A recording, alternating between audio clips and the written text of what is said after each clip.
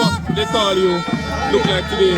You were playing and moving yourself into position to score goal. Talk us through that double today to give Poachers the lead in this one and also giving them the victory. Well, just coming back from an injury and also have a slight cold, but made up my mind that I need to perform good to help my team go to the next round.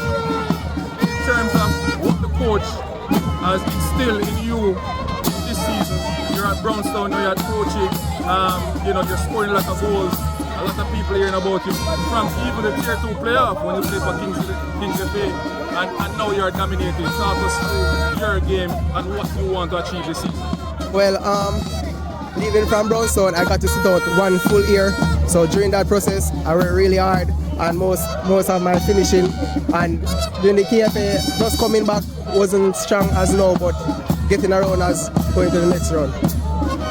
All right, continue putting the good work. We're watching you. We want to see you excel. Thank you. Let's go, Pierre. Yeah.